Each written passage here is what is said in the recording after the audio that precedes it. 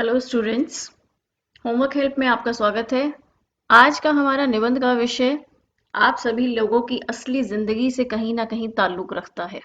आज का निबंध का विषय है पहली ऑनलाइन क्लास का अनुभव, first online class experience. Corona virus के आने की वजह से भारत में ऑनलाइन क्लासेस समय से थोड़ा पहले ही शुरू हो गई।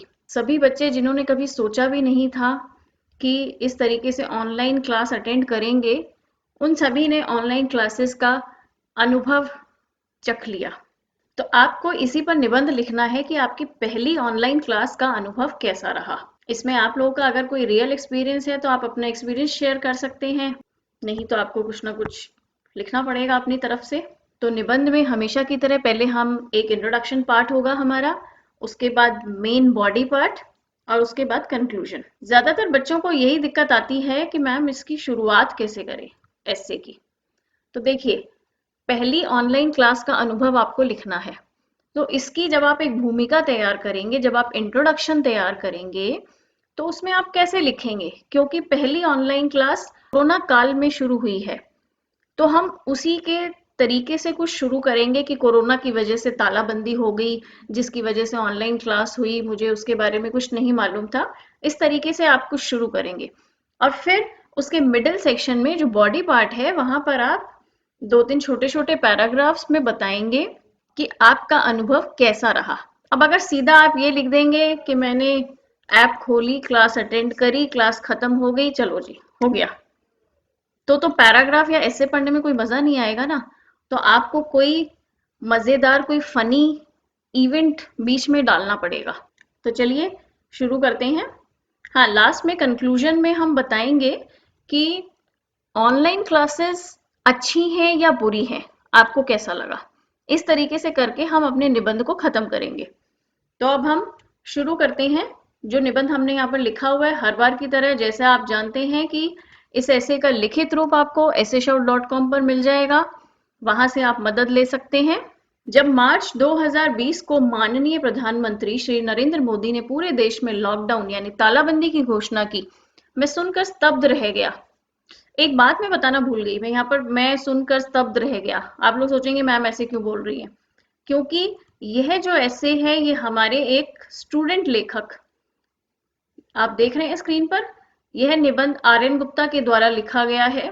ये दिल्ली के एक स्कूल में 11वीं कक्षा के छात्र हैं और अक्सर इस वेबसाइट पर अपने लेख भेजते रहते हैं। अगर आप भी इंटरनेट पर लिखना चाहते हैं तो आप अपने लेख हमें भेज सकते हैं। आपको जाकर ऐसे शाउट पर अपने लिखे हुए, जेन्युइन होने चाहिए, कहीं से कॉपीड नहीं, अपने लिखे हुए आर्टिकल्स और एसेस आप essayshop.com पर जाकर सबमिट कर सकते हैं। आपकी जो कुछ अगर छोटी मोटी गलतियां होगी और ऐसे उन्हें पसंद आता है तो वो आपका ऐसे वहां पर मुफ्त में प्रकाशित करेंगे। हिचकिचाइए नहीं, शुरू करते हैं। जब लॉकडाउन की घोषणा की गई तो मैं ये सुनकर स्तब्ध रह गया, क्योंकि मैंने अपनी 15 साल की जिंदगी में आज तक कभी इसके बारे में नहीं सुना था। हालांकि मेरे विद्यालय की वार्षिक परीक्षा समाप्त हो चुकी थी और मेरे पास करने को भी कुछ नहीं था। पहले तो मैंने सोचा कि 21 दिन का लॉकडाउन है, जल्दी ही बीत जाएगा, पर यह तो हनुमान जी की पूंछ की तरह बढ़ता ही जा रहा था, खत्म होने का नाम ही नहीं ले रहा था। जब मई का महीना भी आ गया तब एक दिन मेरे स्कूल से फोन आया कि आगे की पढ़ाई ऑनलाइन क्लास के द्वारा होगी। वैसे तो बाकी बच्चों की तरह मैं स्मार्टफोन और कंप्यूटर चला लेता था, पर ऑनलाइन कक्षाओं के बारे में मुझे कोई खास जानकारी नहीं थी, क्योंकि इससे पहले कभी जरूरत ही नहीं पड़ी ऑनलाइन क्लास की। कक्षा अध्यापिका ने निर्धारित दिन, समय और जरूरी निर्देश पहले से ही भेज दिए थे। सख्त हिदायत दी कि सभी विद्यार्थी स्कूल यूनिफॉर्म में ही कक्षा में प्रवेश करेंगे। कक्षा में प्रवेश करने का मतलब है ऑनलाइन क्लास में लॉगिन करना।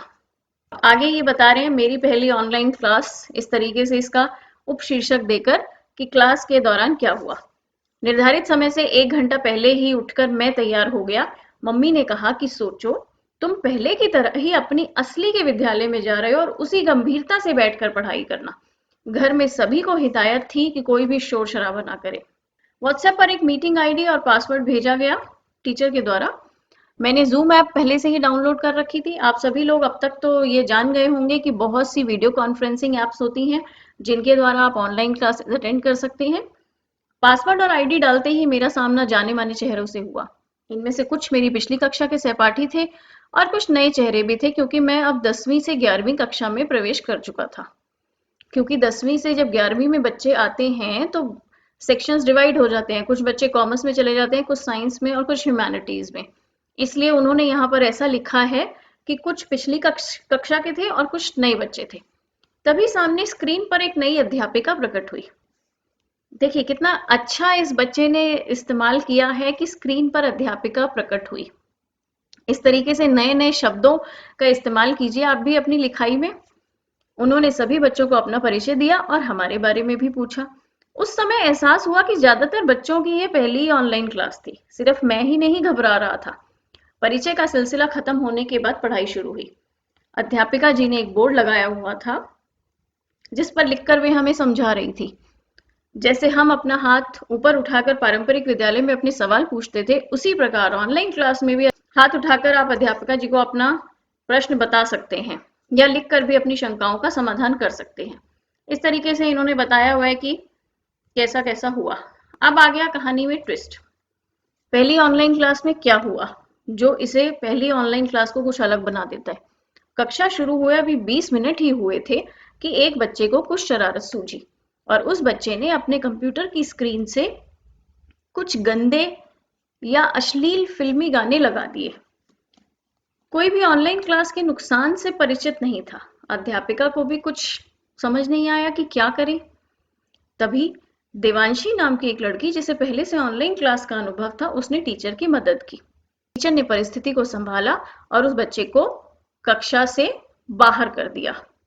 जिस प्रकार हमारे विद्यालयों में जब कोई बच्चा टीचर को परेशान करता है तो उसे क्लास से बाहर खड़ा कर दिया जाता है पनिशमेंट के तौर पर, इसी तरीके से ऑनलाइन क्लास में जब कोई परेशान करता है तो उसे उस मीटिंग रूम से बाहर कर दिया जाता है। मुझे इतना बुरा लग रहा था कि मैं बता नहीं सकता। मैडम ने उसी समय उस बच्चे के पिता को फोन कर उसकी हरकतों के बारे में बताया। उसके पिता ने माफी मांगी और वायदा किया कि आगे से ऐसा कुछ नहीं होगा और उसी समय सभी के सामने अपने बेटे को 2 थप्पड़ रसीद करे। ऑनलाइन क्लास के फायदे जानकर मुझे बहुत अच्छा लगा। मुझे कंप्यूटर और इससे जुड़ी तकनीक के बारे में जानकर बहुत हैरानी हुई। मैं यह सोचकर गर्व महसूस कर रहा था कि इंसान ने कितनी प्रगति कर ली है। कैसे ऑनलाइन कक्षा के द्वारा 40 बच्चे और एक अध्यापिका एक साथ एक आभासी दुनिया में एकत्रित हो गए।